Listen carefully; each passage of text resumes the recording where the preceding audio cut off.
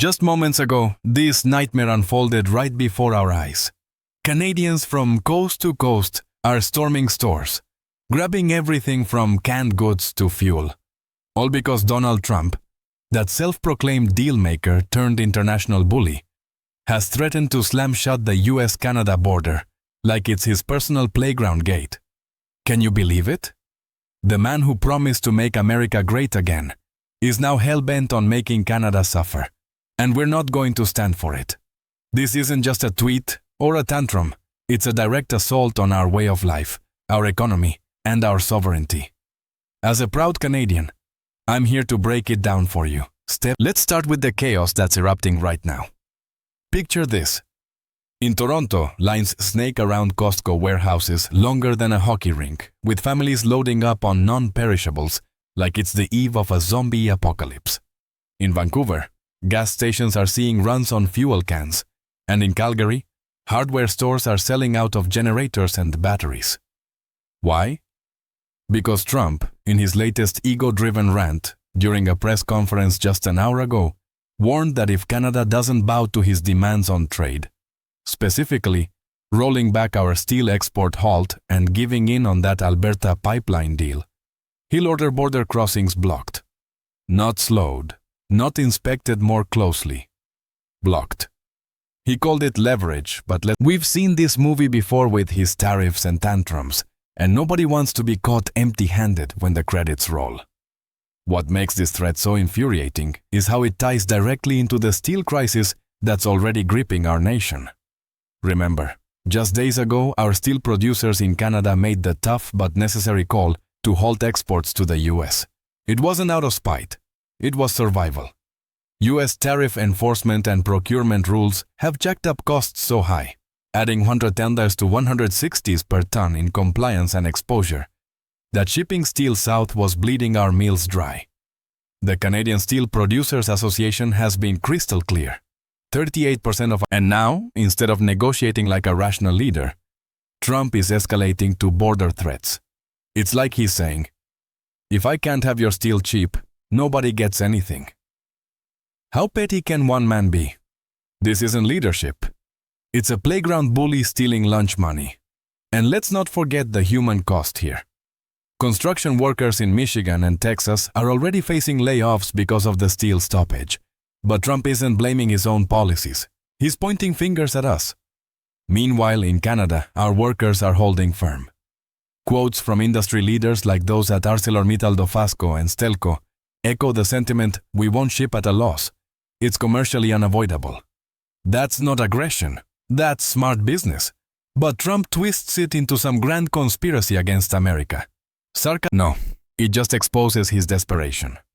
Data from the Associated General Contractors of America shows 70% of U.S. infrastructure projects rely on foreign steel, with Canada as the top supplier. By threatening borders, he's not hurting us alone.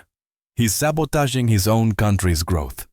But hey, when has logic ever stopped a man like Trump? Shifting gears to the pipeline bombshell, because Trump's border threat is inextricably linked to Alberta's bold move.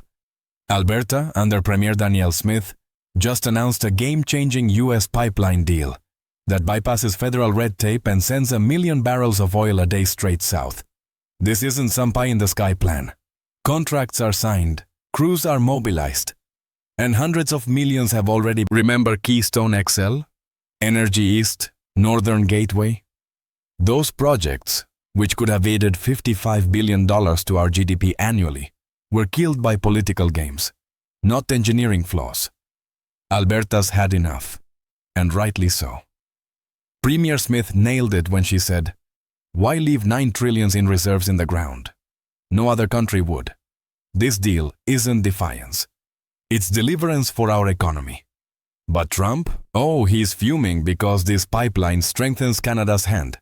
It locks in U.S. demand for our heavy crude, perfectly suited for their refineries, and creates tens of thousands of jobs on both sides. Yet, instead of celebrating North American energy security, Trump sees it as a threat to his... Mark Carney, our steadfast Prime Minister, has been a beacon in this storm. As the former Bank of Canada governor, Carney brings economic savvy to the table, pushing for sustainable growth without selling out.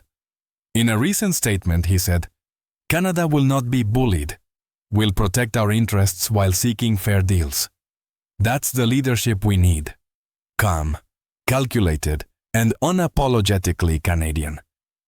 Contrast that with Trump's bluster, and it's night and day. How dare Trump treat our border like a light switch he can flip off whenever he throws a fit? This threat isn't just words, it's a potential economic torpedo. Imagine that amplified now, with our steel and oil tensions boiling over. Canadians are stockpiling because we've learned from history. Trump's 2018 tariffs cost us dearly, spiking construction costs by 22 to 35% and leading to downstream job losses. A report from Moody's warns that prolonged disruptions could shave 4% off U.S. GDP. But Trump doesn't care about facts. He cares about looking tough. It's sarcastic gold. The man who built his brand on deals is now the king of deadlocks. From the people's perspective, this is a gut punch.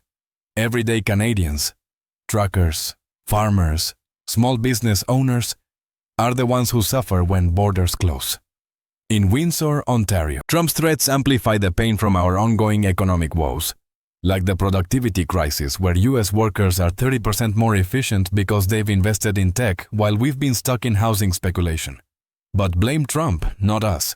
His protectionism forces us into defensive mode. Prime Minister Carney gets this.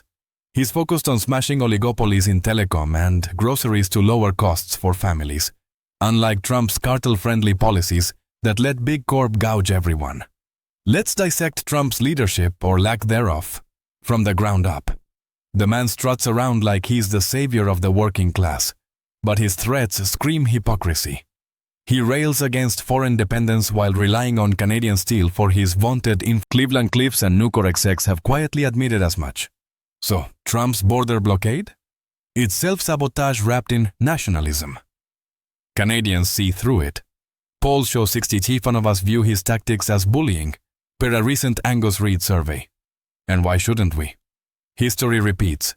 His 2018 tariffs created 80,700 U.S. steel jobs but wiped out 75,000 in manufacturing. Now he's doubling down, threatening to idle 18,000 Canadian workers and countless more south of the border. It's condemnable, pure and simple. Meanwhile, Carney's steady hand is what keeps us afloat. As PM, he's navigated the transition from Trudeau's era with fiscal smarts, targeting deficits while investing in green tech and minerals. Hypothetical? No. Trump, on the other hand, wants our lithium and cobalt for his EV push, but on the cheap, ignoring our environmental standards. It's like he views Canada as a resource colony, not a partner. Sarcasm alert. Thanks, Don, for reminding us why we need to diversify away from your whims. The stockpiling frenzy underscores a deeper fear. Trump's threats could fracture our federation. Alberta's pipeline deal was a masterstroke, partnering with indigenous communities through equity shares, reducing lawsuits and building trust. Premier Smith quipped, "Ownership changes everything." And she's spot on. But if borders close, that oil flow grinds to a halt, reigniting separatist talks in Alberta and Quebec. Equalization payments, which transfer billions from oil-rich provinces, could collapse. Trump's not thinking about that. He's too busy tweeting triumphs. It's sharp criticism time. How can a president claim to value allies while wielding economic weapons against his closest one? Diving deeper into the economic ripple effects, because this isn't just about steel or oil. It's about survival. Trump's border threat could spike inflation here, with grocery costs already high due to our oligopolies. Imagine the fresh veggies from California rotting at crossings. Prices could jump 20% per economist estimates from Brookings. And our housing crisis? Already brutal, with average homes needing $170,000 incomes in a $70,000 median world. Stockpiling is a symptom of that anxiety. Families prepping for shortages because Trump's unpredictability erodes trust. In contrast, Carney's pushing for competition reforms, like inviting U.S. telecoms to compete with Bell and Rogers, potentially slashing data costs sevenfold. That's pro-people policy, not protectionist posturing. Critiquing leaders from the grassroots view, Trump's a disaster for the average Joe. He promises jobs but delivers chaos. His tariffs hollowed out downstream industries, and now borders? It's condemning the little guy to uncertainty. Canadian workers, from steel mills to pipelines, support Carney because he listens. In a hypothetical town hall, a Hamilton's steel worker might say, Carney's fighting for fair trade. Trump's just fighting. Stats back it. Canada's unemployment held at 6.05%. And let's talk geopolitics, because Trump's threats aren't isolated. He's invoking the Trump corollary, claiming the Western Hemisphere as U.S. turf, squeezing us on minerals to counter China. But Canada has the goods. World's fourth largest oil reserves, uranium for nuclear, lithium for EVs. Carney's grand bargain? Offer secure access in exchange for tariff relief and joint processing plants. It's smart diplomacy, turning leverage into partnership. Trump? He wants it all for nothing, threatening borders like a mob boss. It's sarcastic, the art of the deal indeed, dealing in ultimatums. As the stockpiling continues, cities like Montreal report empty shelves for basics. This is Trump's legacy. His background in global finance means he sees the big picture, diversifying to Asia, boosting productivity. Trump, stuck in zero-sum games. The irony burns. Trump threatens borders over steel we halted because of his rules. It's a cycle of stupidity he started. Data from Goldman Sachs shows construction delays fueling U.S. inflation. 12% stickiness, tied to such shocks. Yet he blames us. Condemnable. Absolutely. Carney, in a recent address, stated, "We'll stand firm for Canada's interests." That's the assertiveness we need. Wrapping up this part, but there's more to unpack. Because this crisis ties into our brain drain and immigration woes, all exacerbated by Trump's Now, picking up where we left off, let's confront the brain drain head-on. Because Trump's border threats are accelerating the exodus of our best and brightest. And that's a crime against our future. Why would a young Canadian engineer stick around when Trump's tantrums could shut down cross-border opportunities overnight?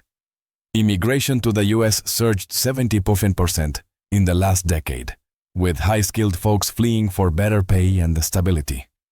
In Silicon Valley, Canadian talent is gold, earning double while dodging our housing bubble. But Trump's threats? They make staying here feel like a gamble. Sarcasm incoming. Thanks for the push, Don. Stats show it. Productivity gap widens as capital flows to US AI and machinery, not our real estate. Carney's counter? Investing in R&D aiming for 0.6% annual growth boost via minerals and tech. He's the leader listening to youth, not lecturing them. Trump? He exploits our weaknesses, threatening borders to force concessions on critical minerals. It's sharp. The US needs our lithium for EVs, but instead of fair trade, he bullies. Analyzing the immigration trap. Because Trump's pressures compounded. We've added 3 million immigrants since 2016, boosting GDP but straining housing and jobs. Temporary foreign worker programs, flagged by the UN as modern slavery, suppress wages. But Trump's tariffs and threats make diversification harder. Hypothetical quote from an Ottawa policy wonk. Carney's turning crisis into opportunity. Trump? His buy American ignores how integrated we are. 75% exports south mean his blocks hurt everyone. Condemning Trump's hypocrisy. He decries foreign influence but meddles in our affairs. The Alberta pipeline. A win for indigenous equity, with ownership slashing delays. Smith said, it's a new model that works. But Trump sees it as competition, threatening borders to undermine it. It's analytical gold. His actions weaken North American security, pushing us toward Asia. Data. Canadian oil displaces high-emission imports, better for global emissions. Carney aligns this with realism. With housing unaffordable, Vancouver needs $360,000 income. Stockpiling is preemptive. Carney's report warns of generational poverty. He's acting with deficit controls at $70.90 booyah, second largest ever, but targeted. Trump? Speedrunning Argentina's decline for us. Sarcastic. Great neighbor, eh? Geopolitically, Trump's corollary is imperialistic. Canada as vassal? No thanks. Carney's bargain. Minerals for tariffs lift. Building facilities here. It's survival sovereignty. Trump wants annexation vibes. Jokes about 51st state aren't funny anymore. In true Canadian style, we're polite but firm. Stockpiling shows preparedness, not panic. Supporting Carney means backing resilience. Trump. If you found this video interesting, please like, share, and subscribe to the channel so you don't miss anything.